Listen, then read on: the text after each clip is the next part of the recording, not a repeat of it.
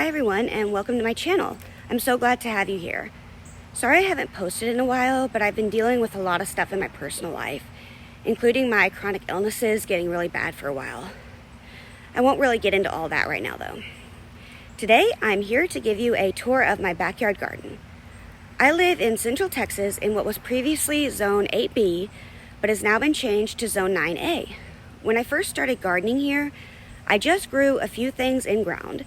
Then I expanded to pots and containers, and then in 2018, I built my first raised bed.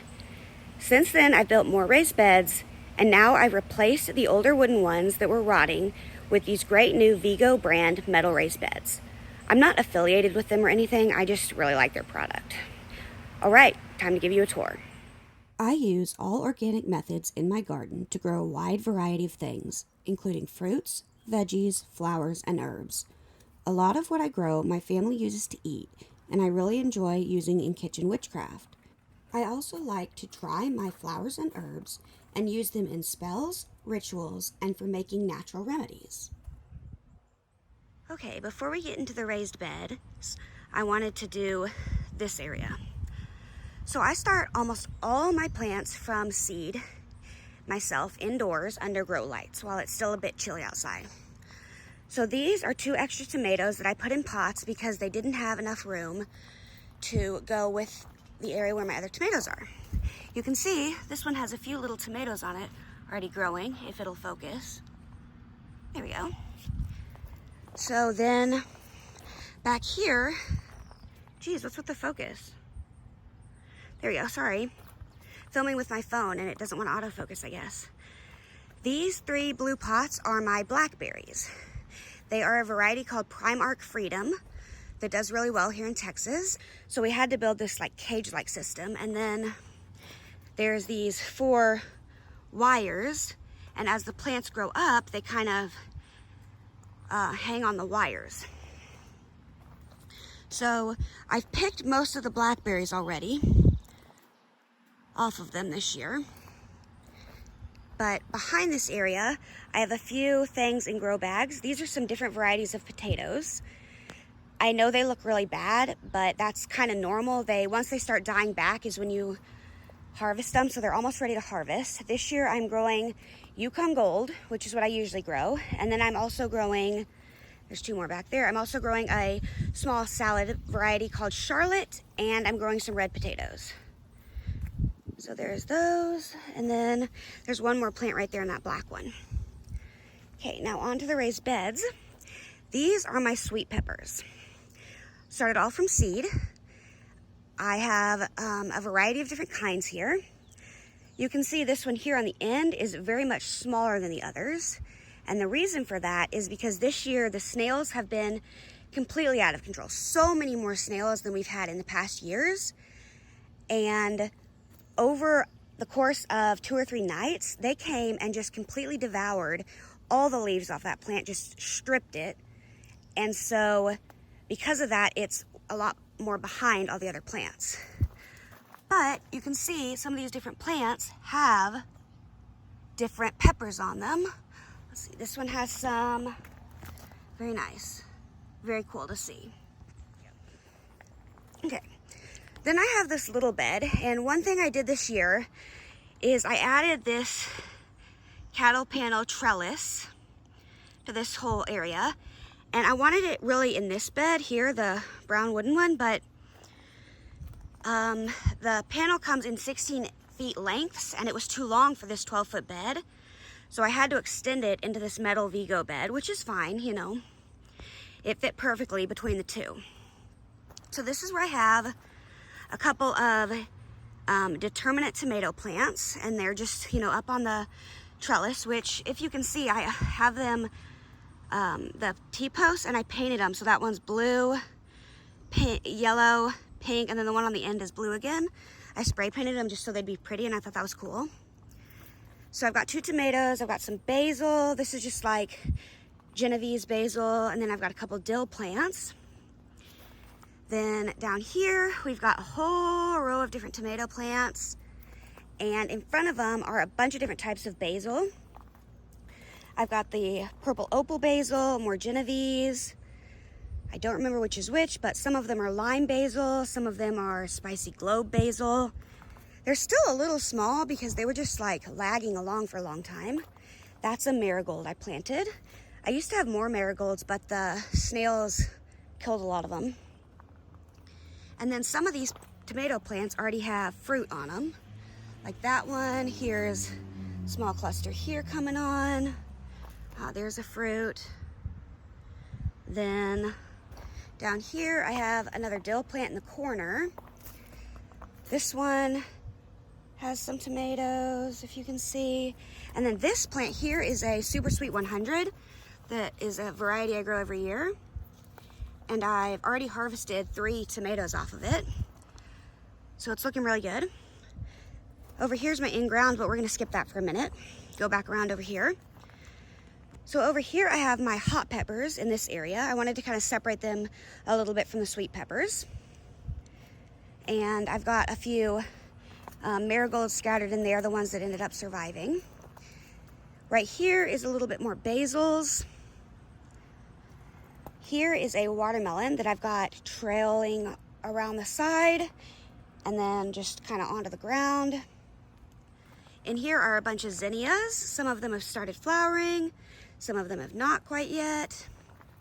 Then like that's a marigold. And then over here, more marigolds. This watermelon plant is vining and it's actually planted like right there by that marigold. Then on this arch trellis here, let me back up. On the left, I have cucumbers, and on the right, I have pole beans, green beans. So the green beans haven't started producing yet, but the cucumbers have. You can see in there some of the flowers, and look, there's a cucumber right there. And you can see some like baby ones like in there. Pretty exciting to see. Little baby one coming on, like right there. Very nice. Then this next to the beans is a cantaloupe. So again, I'm letting it trail and go into the aisle.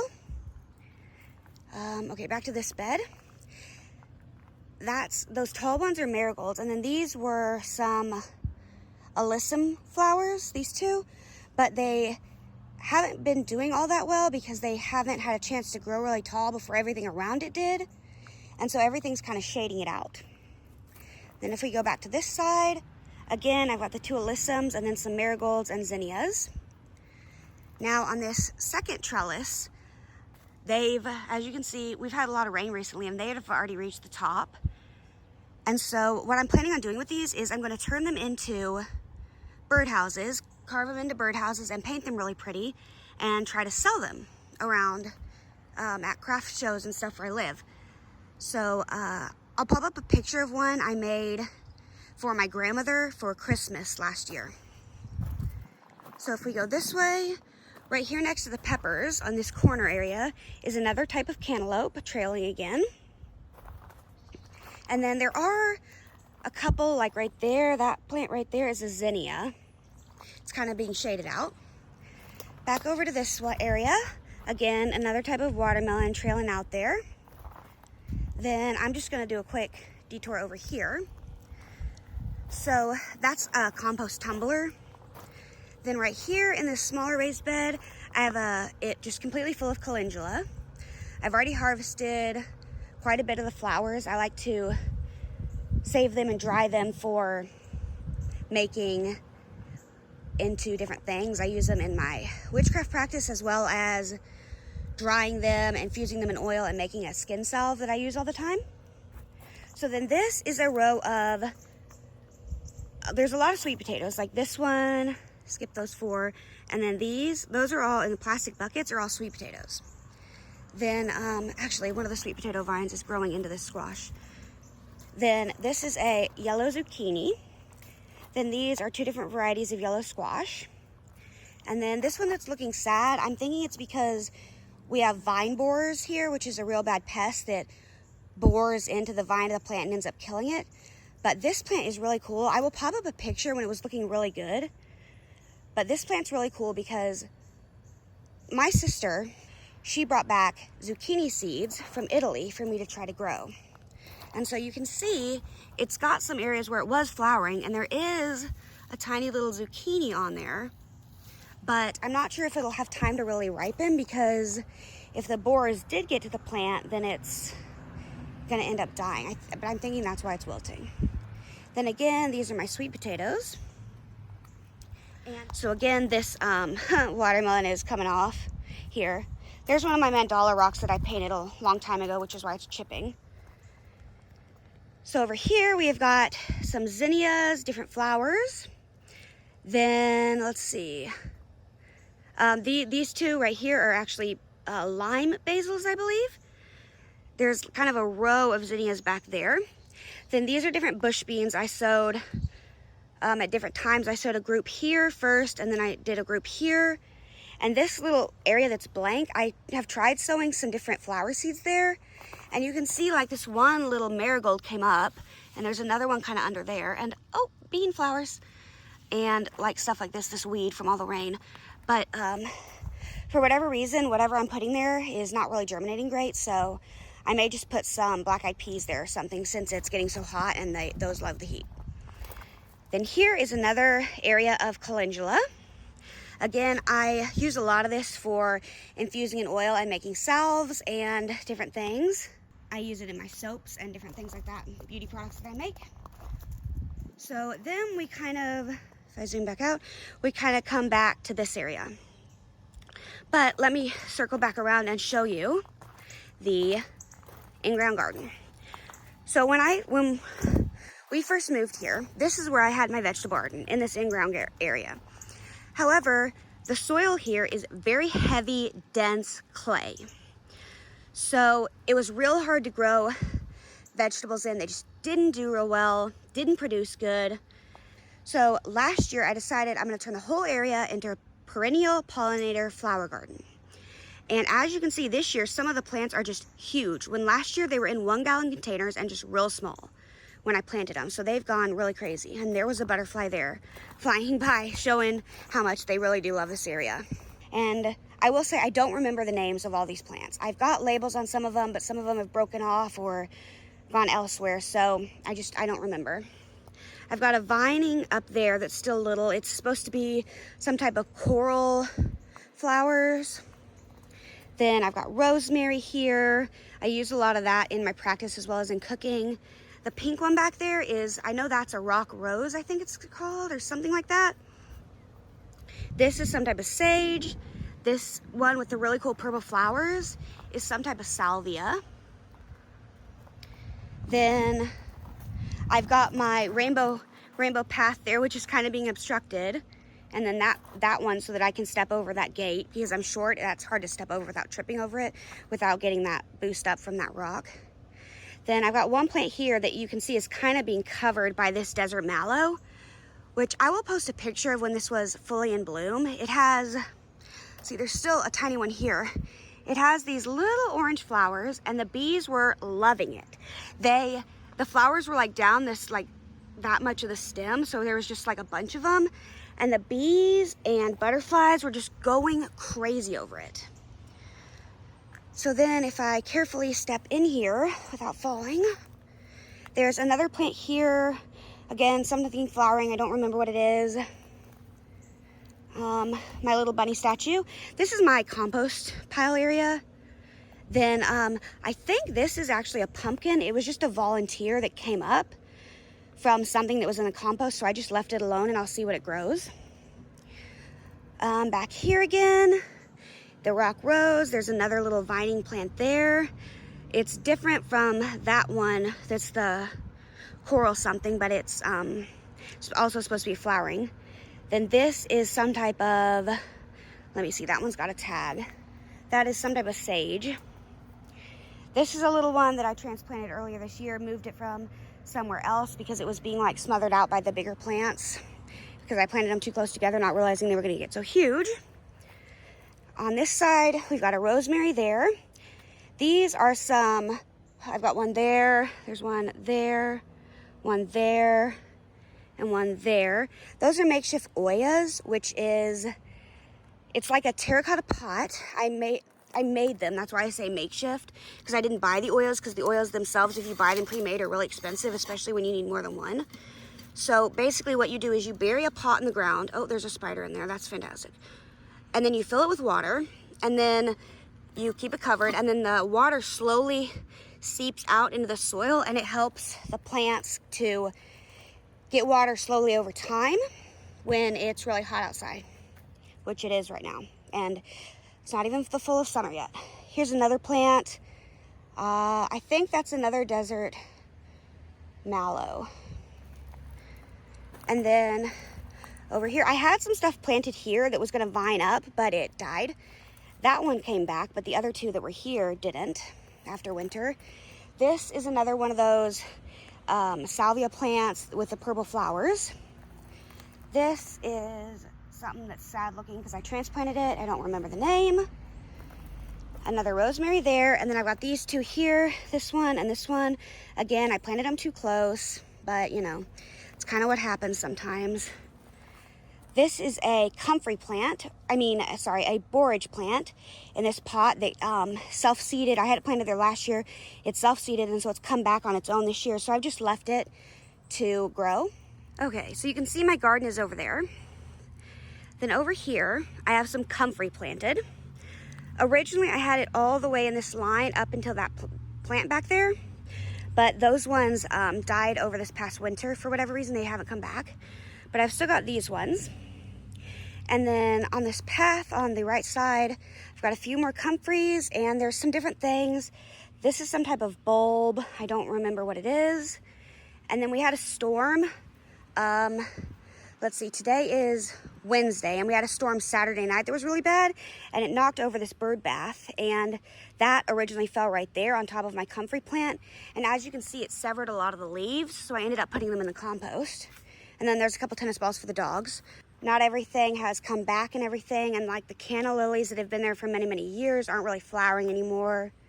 And then there are some fake plants here that my mom put in because she just likes, and like that blue one's fake, she just likes it to look full and like there's something there that she doesn't have to actually take care of.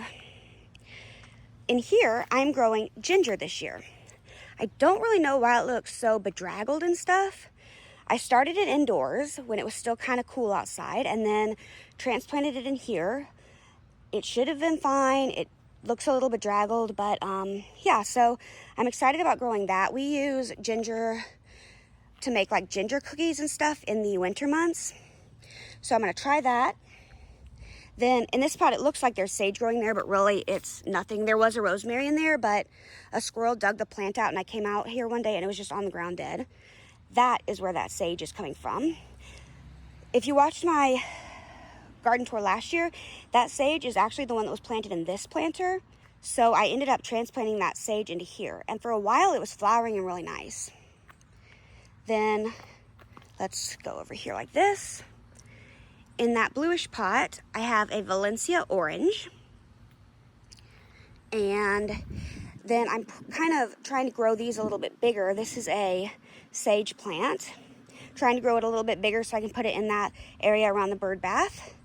Again, a little rosemary. I'm trying to do the same thing. This is a bigger rosemary from last year. Another little rosemary I'm trying to do the same thing with. This is a rose plant that I need to put in the rose area, but I have to take out a dead one first, and it's a lot of work, so I haven't done that yet. My sister bought those strawberries. She's living with us until their apartment's ready in June. Then this is some catmint, I think. I get confused. Yeah, that's catmint. This is some celery I actually started by doing that method where you use the cut off bottom of a store-bought celery and then plant it. And because there's this bird feeder hanging here, there is all this like sprouted bird seed in here. But yeah, that's the celery.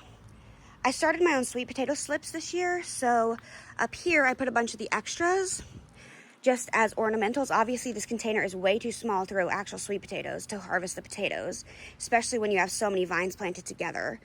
And so I'm just using it for ornamentals because they are in the morning glory family. So they have these beautiful purple flowers that look like morning glories. They're just smaller. So then a couple more things. I'm not gonna walk all the way over there, but that white pot is mint. It's been getting a little much on the rain, so it's kind of wilty looking. And then this pot here is my new aloe vera, which again, it's been raining a ton, so it's not looking the best because of all the rain. This is my Meyer lemon tree. I've had this for enough years now that it's okay flowering. It did get a little damaged in the cold. That's why it looks kind of funky. But there are some Meyer lemons growing on it. There's even a new little flower there. That's exciting. Then other side of the grill, this is one called a Poncan Mandarin. And as you can see, it's more tall rather than kind of bushy like the other one looks like, the lemon. But again, you can see some of the branches got damaged over winter, but it is old enough now that this can be its second year producing if it wants to. So it's got a few flowers. I did bring them inside for winter, but I took them inside a little later than I should have. Oops, oh, I tripped over that, almost. So then, that's a hosta of my mom's in that plant, and then, in that pot, I mean. Then this over here is a moringa plant I grew from seed. It's tall, and if y'all don't know about this, you should really look into it. It's called the miracle plant. I use moringa oil like in my salves, straight on my face, in my hair. It's really, really good for healing, and it's just amazing. I also take moringa capsules, which is the leaves like dried and powdered and put into capsule form that I put them in the capsules myself, and take that, and it really helps my arthritis. I have horrific arthritis. This is a new rose I planted here this year because the one that was there died over the winter. So again, my mom's got some of these fake plants here. So that's that one. This is one that's been here for some years, really pretty. There's a stick that fell in it from the tree above it. This yellow one, a couple of them need to be cut off, but this is one I planted this year as well. Very beautiful. Let me go back over here so I can step into this area and show you the ones that are back behind here. More fake plants. And there's this little pink rose type here. Let's see if I can get around this stuff without falling. This one here is a purple rose. As you can see, it's got a lot of blooms that have already bloomed and they've died back now.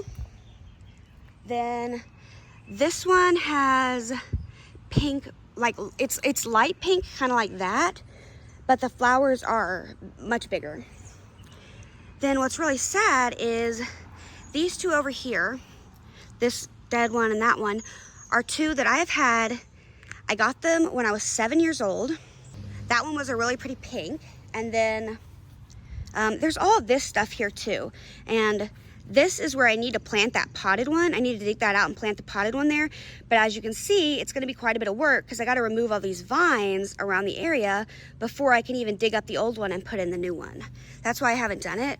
So I'm gonna probably just have to do that next year because it's a lot of work, and I've been having a lot of health issues this spring, so I'll have to wait.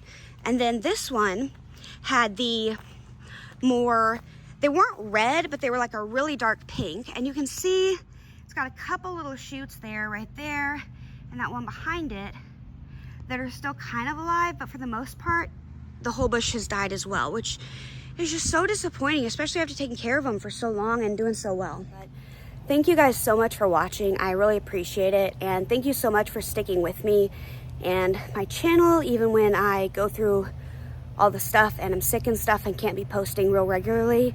I'm really hoping to get back to posting regularly now. So thank you again for watching my garden tour video. Please like, subscribe, and I'd love it if you'd leave me a comment down below. All right, thank you so much. Bye.